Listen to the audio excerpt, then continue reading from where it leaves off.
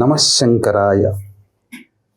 వీక్షించేటువంటి ప్రేక్షకుల్లో చాలామంది మీరు అభివృద్ధి ఉన్నారు అనంటే నరదృష్టి, మీ వ్యాపారం బాగా సాగుతుందంటే నరదృష్టి నరఘోష, పిల్లలు బాగా చదువుతున్నారంటే నరదృష్టి నరఘోష, శత్రుబాధ, ఒకటా రెండా నరుని దృష్టి సోకితే నల్లరాయన పగులుతుందని.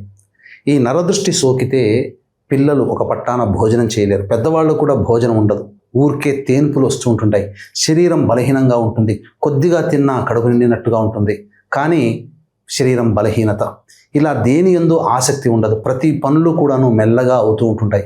ఇంతటి గొప్పదైనటువంటి నరదృష్టి నుంచి తప్పించుకునే ఉపాయము అతి త్వరలో మనకు రాబోతుంది. అదే మాఘ అమావాస్య.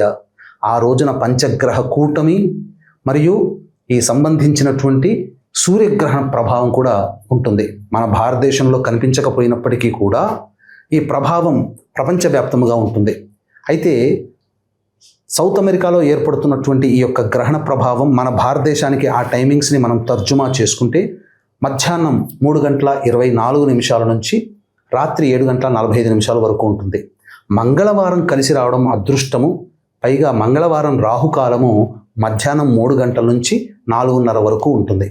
కాబట్టి కోటి సూర్యగ్రహణాల ప్రభావము అమావాస్య రావడం చాలా విశేషం.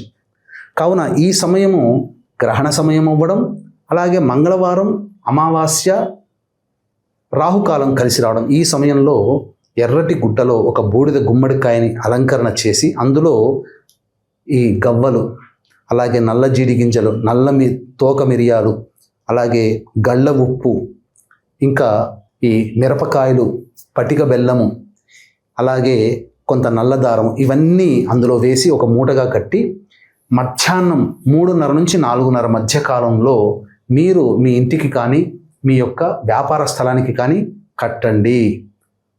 ఆ యొక్క ముందుగా ఈ యొక్క సంబంధించిన కాలభైరవ అష్టోత్తరముతో పూజ చేయండి ఆ గుమ్మడికాయకి. ఆ సమయంలో 3:30 నుంచి 4:30 మధ్య కాలంలో కట్టండి. అద్భుతం.